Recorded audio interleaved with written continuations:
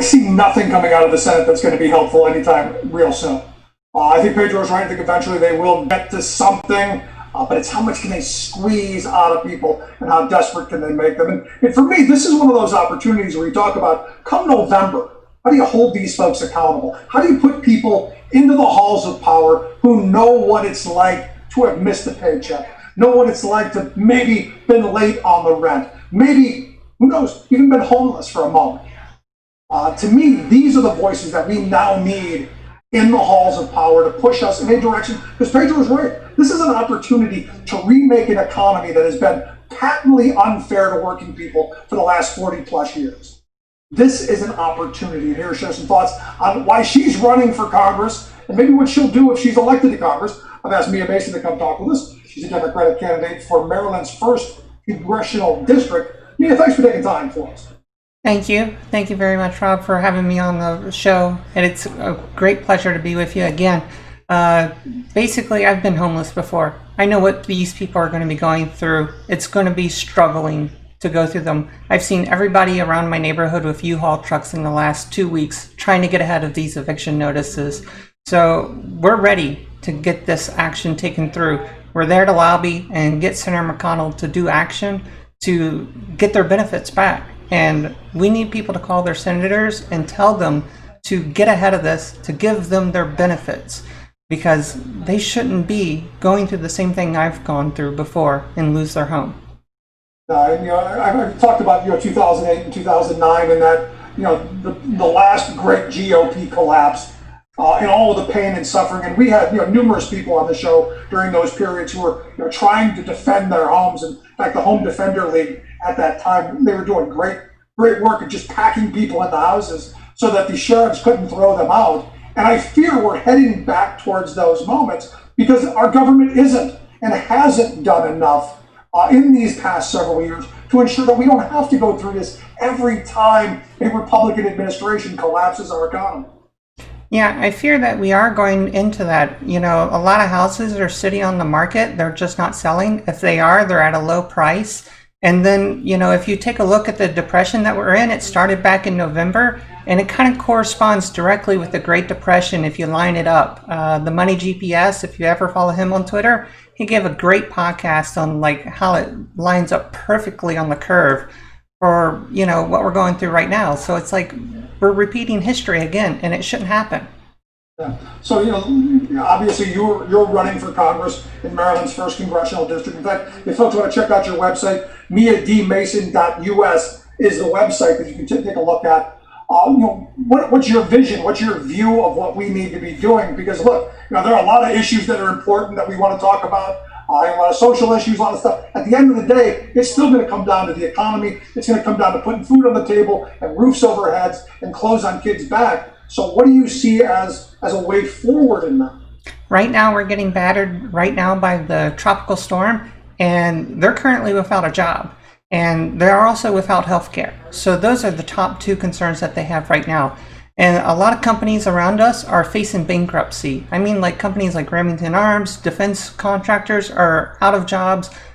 Defense contractors like Rewatch up in Hartford, they've let people go. So it's hurting everyone that even our fishermen who can't even get the visas that were promised by our representative who loves to give grants all the time for a PR isn't really helping out our communities. So if I get elected, we need to be able to fix our economy by bringing those incentives back to the local and state level where they belong.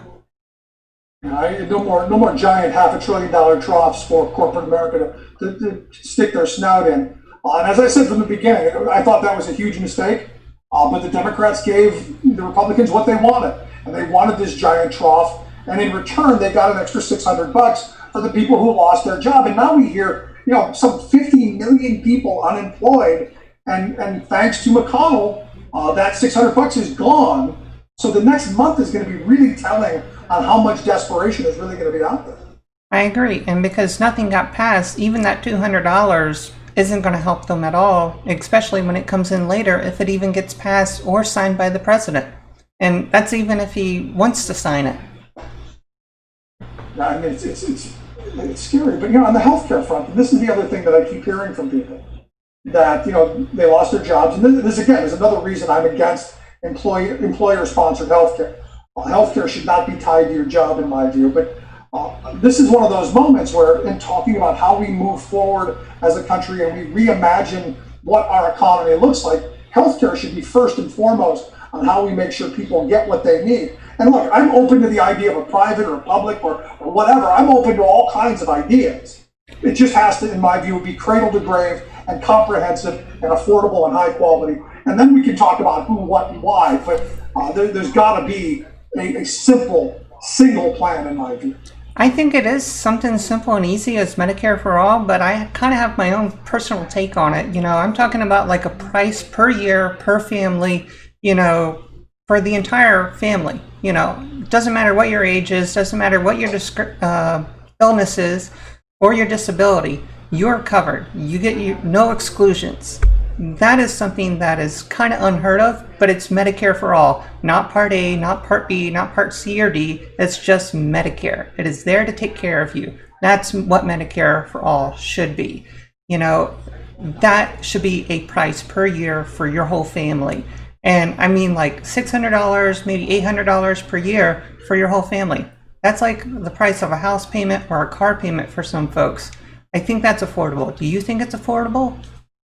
Well, what do you say to the person who says to me that, well, that's socialism, we can't have that. And oh, by the way, we can't cover everyone because our system is built on the fact that we ration care and we ensure that, a good portion of the population doesn't get the care that they want or need. That's how the system stays afloat. I know, because they want to make profit. They want to a la carte it, including their vision and dental and every other little elective surgery that goes with it. But if we take a look at what's going around the world, like you were talking about with respirators and everything else and ventilators earlier, $9,000 for each unit or, $500 million just to make them, and we get them a year after. That's horrible. We need them now. They're available now. We need to be able to have them now, and that's going to help us if we actually can afford it. And they already have them in the hospital. Why can't we just use them? Yeah, and there's the question, because, to answer your question of, $600 or $800 a year affordable, yeah, I think it absolutely is. I think it should be a percentage of your income, regardless of what you make. We have to figure out how to pay for it. And this idea that, we can't afford it. No, we can afford it. We just haven't prioritized it. We've prioritized tax cuts for big corporations. We've prioritized, tax breaks for the very wealthy and minor capital gains taxes. We've done away with the estate tax. We've got the money. We've just allocated it poorly and haven't said that Mia and Rick and all of the people watching and listening deserve and need healthcare. We haven't said that yet. I think we have to. Yeah, that's true.